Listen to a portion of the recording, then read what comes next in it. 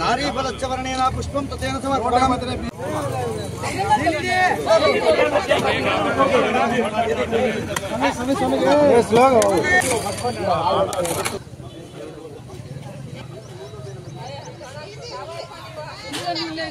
దిగిన కాలాలైనా చెట్లు కూడా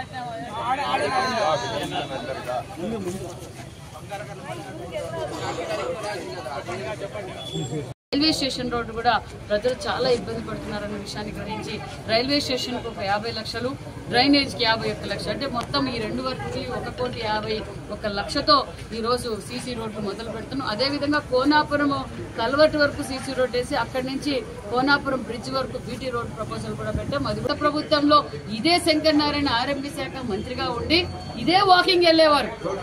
ఇదే రోడ్డు భవనాల శాఖ మంత్రి, బీసీ వెల్ఫేర్ శాఖ మంత్రి, 2 శాఖలుగా పనిచేసిన శంకర్ నారాయణ గారు ఇదే రోడ్డు మీద వాకింగ్ వెళ్ళారు, కానీ రోడ్డు వేయలేకపోయినారు. మేమే చాలా చోట్ల ఇక్కడికి వచ్చి చెప్పాం, అయ్యా రోడ్డు వేయండి అయ్యా, ప్రజలు ఇబ్బంది పడుతున్నారు అంటే చేతగాని ప్రభుత్వం అని ప్రజలందరూ తెలుసుకుని 11 సీట్లకే పరిమితం చేశారు.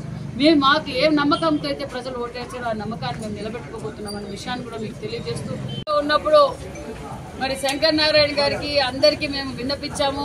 ప్రజలు కూడా వెళ్ళి ధర్నాలు కూడా చేశారు. మేము కూడా ఇక్కడికి వచ్చి నిరసన తెలియజేస్తూ వరి నాట్లు కూడా నాటాం. ఆ రోజే చెప్పాం ఎన్డీఏ ప్రభుత్వం వస్తుంది, ఖచ్చితంగా మేము ఈ రోడ్లు పూర్తి చేస్తామన్నా ఆ మాట నిలబెట్టుకున్న ప్రభుత్వం ఎన్డీఏ ప్రభుత్వం.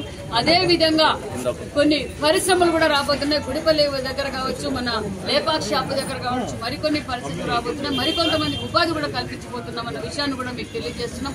అహర్నిశలు మాన్య శ్రీ ముఖ్యమంత్రి గారు, పవన్ కళ్యాణ్ గారు, నారా లోకేష్ గారు రాష్ట్రం స్వర్ణాంధ్రప్రదేశ్ గా మారడానికి అహర్నిశలు కష్టపడుతున్నాం అన్న విషయాన్ని కూడా మీకు తెలియజేస్తున్నాం. మరి వైసీపీ గత 5 సంవత్సరాల్లో ఏం పని చేసింది, మరి రాష్ట్ర వ్యాప్తంగా చర్చించడానికైనా సిద్ధమే, వెలుగొండ నియోజకవర్గానికి చర్చించడానికైనా నేను సిద్ధంగా ఉన్నాను.